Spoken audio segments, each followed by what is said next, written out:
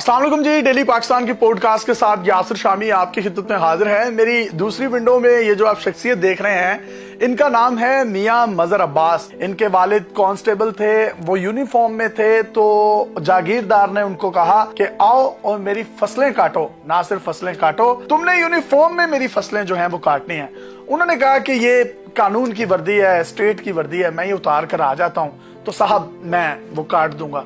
जिस पर उन्होंने उनको तशद्दुद का निशाना बनाया और कहा कि तुम्हें ये ऐसे ही काटना पड़ेंगी। उन्होंने यूनिफॉर्म में गंदम की फसल काटना चाही तो ये अपने बाप के सामने खड़े हो गए। इन्होंने सराइकी में अपने बाप को कहा कि अब्बा जी आपने ये नहीं करना, ये बदमाश वडेरे जागीरदार हम पर जुल्म बर्बरियत भी करते हैं, हमसे काम भी लेते हैं और उसके बाद अपनी जूतियों में हमें पानी भी पिलाते हैं। जिसके बाद वालिद ने कहा कि ये बड़े तगड़े लोग हैं, हम इनके सामने ज्यादा जो है वो बात नहीं कर सकते। ये शख्स बागी हो गया अपने बाप से, अपने घराने से, उस जागीरदाराना निजाम से और निकल पड़ा बेयारो मददगार मुल्तान से पिंडी। खाना खाने के लिए पैसे नहीं थे, भूख लगती थी तो किसी टूटी के साथ मुंह लगाकर पेट भरकर पानी पी लिया करते थे। पिंडी से निकले और कराची में एक कपड़े की दुकान पर शीशे साफ करने की ड्यूटी मिल गई। अब एक टेबल पर चढ़कर शीशा साफ कर रहे हैं और इसी दौरान शीशा टूट जाता है। मालिक ने इनको मारना शुरू कर दिया। छोटा सा ये बच्चा था।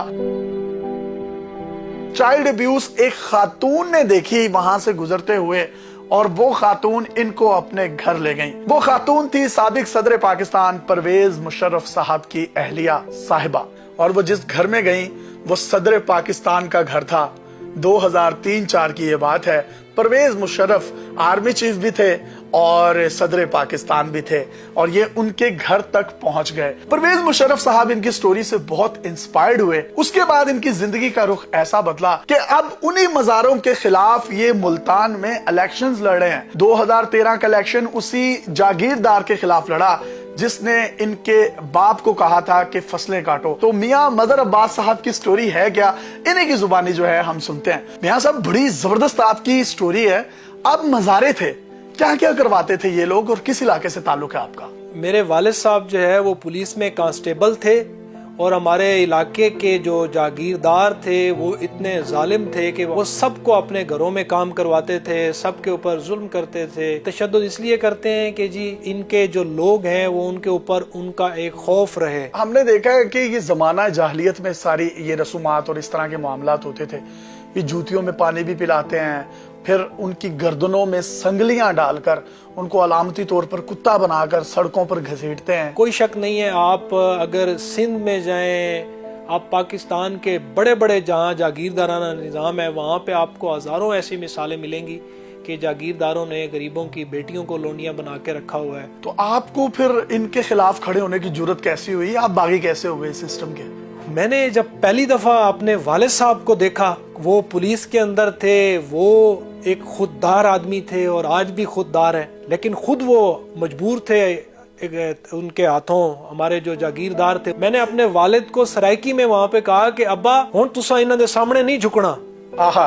तो जिस वक्त मैंने उनसे ये कहा तो इलाके के जितने भी वहां पे लोग बैठे हुए थे उन्होंने मेरी तरफ ऐसे बड़ा गुस्से की तरह देखा और मुझे उन्होंने बताया कि ये क्या बदतमीजी है, क्या गुस्ताखी कर दी, ये क्या आपने गुस्ताखी की। मुझे गुस्सा इस बात पर आया कि उन्होंने जब मेरे वालिद साहब से कहा कि तुम पुलिस के यूनिफॉर्म में जो है हमारे गंदम लोड करवाएं, लेकिन उस पुलिस के यूनिफॉर्म में क्यों वो कटवाना चाहते हैं?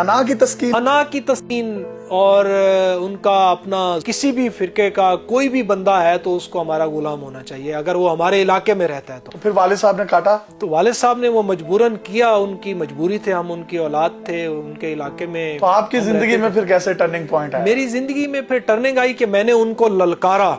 मैं बच्चा था तो ललकारने के बाद इलाके के लोगों ने भी, मेरे वालिद साहब ने भी और बड़ों ने भी मेरे ऊपर बड़ा शदीद गमो गुस्सा किया। मैं सबसे पहले भागा और भाग के मैं ट्रैवलिंग करता हुआ कभी किसी बस पे, कभी किस बंदे के साथ चलते चलते मैं पिंडी पहुंचा। लिफ्ट ले लेकर, मतलब पैसे ले लेके? हाँ, पैसे बिल्कुल भी नहीं थे उस वक्त। 5 रुपए। किस सन की बात है? ये है 2001 की बात होगी, गालबन 2000। जब पिंडी पहुंच गए तो फिर वहां पर? जब मैं पिंडी पहुंचा तो वहां पे मैं, एक होटल था वहां पे मैंने खाने के लिए गया तो खाने के पैसे नहीं थे, भूख लगी हुई थी बहुत ज्यादा। तो फिर उन्होंने मुझे कहा कि जी ठीक है आप यहाँ काम शाम करें। बर्तन वगैरह धो लेते थे مختلف ان کی صفائیاں میں کر لیتا تھا. सोते कहाँ थे? कोई घर भी नहीं होगा, कोई بس छत भी नहीं میں یہ کام سے فارغ ہوتا تھا تو پھر میں ایسے گھومتے پھرتے کسی پارک میں سو جاتا تھا, کسی دکان کے آگے سو جاتا تھا, کہیں کسی ہوٹل پہ, کہیں دائیں بائیں کوئی چار پائی. پھر میں وہاں سے کراچی میں نے اپنا سفر کنٹینیو کیا. کراچی جب پہنچا تو وہاں پہ بھی میں نے ایک کپڑے کی شاپ کے اوپر جا کے کام شروع کیا. وہاں شیشے صاف کرتا تھا میں. تو اس طرح ایک دن شیشہ صاف کرتے ہوئے شیشہ مجھ سے ٹوٹا تو انہوں نے مجھے بڑا مارا. مالک نے جب مجھے بڑی مار پڑی. ایج کتنی تھی تو ایج اس وقت میری ہوگی 14. جب مار مجھے پڑ رہی تھی, بہت زیادہ وہ مار رہے تھے, تو اس وقت وہاں پہ کوئی خاتون شاپنگ کر رہی تھیں تو انہوں نے میرے اوپر جو ہے ان کے دل میں اللہ تعالیٰ نے ڈالا. انہوں نے دکان والوں کو بھی ڈانٹا اور مجھے وہ ساتھ لے کے گئی. میرے ذہن میں کچھ بھی نہیں تھا کہ یہ مجھے کہاں لے کے جا رہی ہیں, کون لے کے جا رہی ہیں, اور میرے ذہن میں صرف یہی تھا کہ یہ بھی شاید مجھے کوئی نیا کام دیں گی. لیکن وہ تو جب میں وہاں پہنچا تو مجھے پتا چلا پاکستان کے جو صدر تھے جنرل پرویز مشرف صاحب, جو اس وقت بھی پریزیڈنٹ تھے پاکستان کے اور آرمی چیف بھی تھے, جن کو میں بہت زیادہ پیار بھی کرتا تھا اور ان کو ٹی وی پہ بھی متعدد بار دیکھتا تھا. کیا بات تو میں نے ان کو جب وہاں پہ دیکھا اور خوش ہوا, اور مجھے یہ ذاتی طور پہ یہ فیل ہوا کہ اللہ تعالیٰ نے جو مجھے جاگیرداروں کے خلاف بولنے کی ہمت دی تھی, جو فکرہ میں نے وہاں بولا تھا, میرا اللہ یہاں تک اگر مجھے لے آیا تو وہ میری مدد کر رہا ہے. زمینوں سے اٹھا ہوا شخص جس کا باپ کانسٹیبل ہے, وہ جب سربراہ مملکت کے گھر پہنچ گیا ہے, کیا زندگی کا ڈیفرنس محسوس ہوا کہ یار ہم تو یہاں پر زندگی یہ ایسے گزار رہے ہیں ایکوالٹی کے بغیر, اور یہاں پر زندگی یہ ہے, تب کیا ذہن میں آیا؟ جب پھر ان سے میری ملاقات ہوئی تو میں نے ان کو جو گفتگو اپنی سنائی, جو واقعہ آپ نے بیان کیا, ان کو جب میں نے بتائی کہ میرا جو مقصد ہے وہ اللہ کی رحمت سے, اللہ کی مدد سے جو ہے وہ جاگیرداروں کے خلاف لڑنا ہے. میں یہ چاہتا ہوں کہ جتنے بھی اللہ کی مخلوق ہے وہ سارے اللہ کے آگے جھکیں. تو وہ انہوں نے کہا کہ یار ویری انٹرسٹنگ, اور وہ بڑا اس چیز سے بڑا امپریس ہوئے. اور میں نے ان سے کہا کہ میں بڑا آدمی بننا چاہتا ہوں, میں جنرل مشرف بننا چاہتا ہوں. آپ پھر دوبارہ پیچھے اپنے گھر میں رابطے میں تھے؟ ہاں, میں اپنے گھر میں رابطے میں تھا. میں اپنے گھر والوں کے ساتھ بات چیت ہوتی تھی. حالات اچھے ہو گئے تھے, پیسے بھیجنے لگ گیا. پھر اللہ تعالیٰ نے جو مدد کی اس میں. تو والد صاحب اس دوران پھر کانسٹیبل ہی رہے جب آپ ٹھیک بھی ہو گئے حالات؟ والد صاحب کانسٹیبل رہے. پھر آپ واپس گئے؟ جب میں واپس گیا تو اس وقت میں ایک نیا میاں مظہر عباس تھا. اچھا, وہ مزارہ نہیں تھا؟ وہ مزارہ نہیں تھا, لیکن خاندان تو مزارہ ہی تھا نا, وہیں پہ کھڑا. خاندان میرا مزارہ تھا. میرے دادا, میرے گھر کے لوگ وہاں پہ اس وقت بھی مزارے ہی تھے. تو پھر کس طرح سے آپ نے ان کی؟ بس میں آیا وہاں اور میں نے اپنے گھر والوں کو آ کے ایک شعور دیا. ان کا جو ظلم ہے اس کو ہم فیس کر سکتے ہیں, اس کا میں مقابلہ کر سکتا ہوں. یہ پوری برادری کو بتایا؟ یہ میں نے اپنی پوری برادری کو بتایا, لوگوں کو. جب میں نے یہ کیمپین سٹارٹ کی, ہمارے علاقے کے جو مخدوم تھے, جو بھی جاگیردار تھے وہاں پہ, ان کے خلاف میرے ساتھ کھڑے ہو گئے. تو کون لوگ ہیں جو جاگیردار ہیں آپ کے علاقے کے؟ میرے علاقہ جو شیر شاہ ہے وہاں پہ مخدوم حسن رضا صاحب تھے, مخدوم مونی شاہ صاحب تھے, شاہ محمود قریشی صاحب کے خاندان کے لوگ ہیں. یہ سادات ہی ہیں سارے؟ یہ سادات ہی ہیں سارے. تو پھر تو ان لوگوں نے, جس طرح سے آپ سٹوری بتا رہے ہیں, انہوں نے تو پھر اپنے نسب پر بھی جو ہے وہ ایک دھبا ہی لگایا نا؟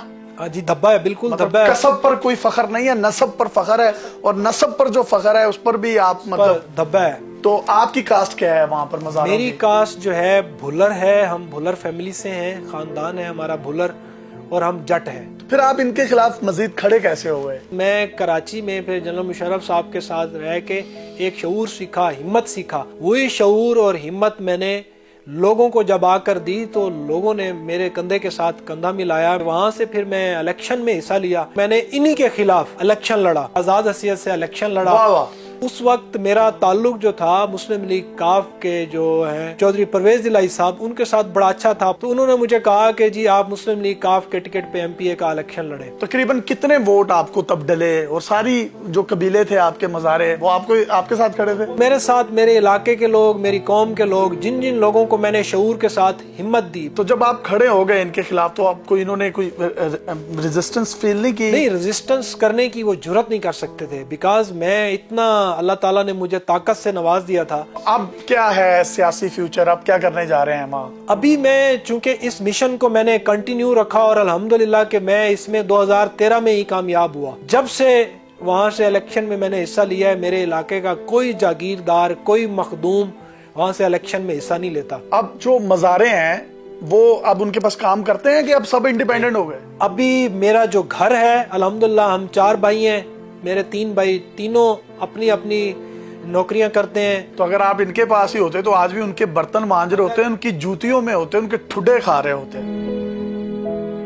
तो आपको पैगाम देना चाहेंगे कि पूरे पाकिस्तान में, खासतौर पर अंदरूने सिंध में और जनूबी पंजाब में ये फ्यूडलिज्म और मज़ारों का बहुत ज़्यादा कॉन्सेप्ट है। लोग एक गुलामी की लोंडों की तरह ज़िंदगी गुजार रहे हैं और उनकी जो घर की ख़वातीन है उनकी इज्जतें भी पामाल की जाती हैं, इस्तेहसाल किया जाता है, लेकिन वो खामोशी से सब कुछ जो है वो बर्दाश्त करते हैं। उनको कोई पैगाम देना चाहें? नौजवानों, आप इलेक्शन लड़ो।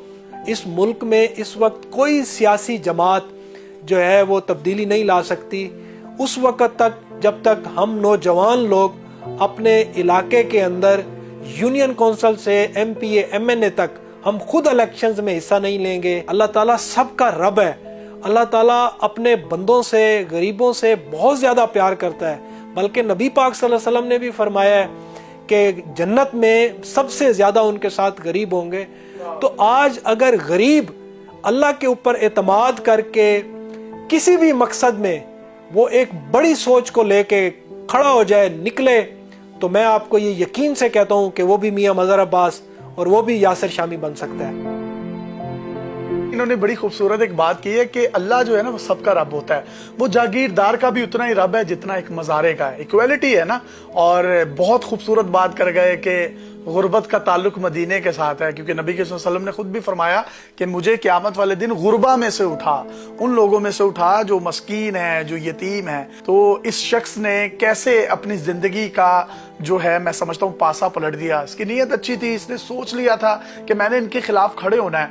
और जब आप जुल्म के खिलाफ खड़े होते हैं, आप यजीदियत के खिलाफ खड़े होते हैं, तो हुसैनियत की सूरत में अल्लाह ताला आपको रास्ते भी दिखाता है, मंजिलें आपकी मुंतजिर होती हैं। फिर आप एक जमीन से उठकर सरबराह मुमलिकत के घर तक किस तरह मारे खाते हुए पहुंचते हैं। फिर उसी फ्यूडलिज्म निजाम के खिलाफ, उन्हीं जागीरदारों के खिलाफ खड़े होते हैं जिनका बाप इनके बाप से पुलिस की वर्दी में गंदुम कटवाता था, इनको जूतियों में पानी पिलाता था। मैं ये समझता हूँ ये पाकिस्तान का निखरा हुआ चेहरा है। वो तमाम मज़ारे वो भी मज़हर अब्बास बन सकते हैं। जुर्रत की एक ताज़ा मिसाल आपके सामने मियां अब्बास साहब की सूरत में मौजूद है। पाकिस्तान का मजीद रियल एंड पॉजिटिव फेस आपको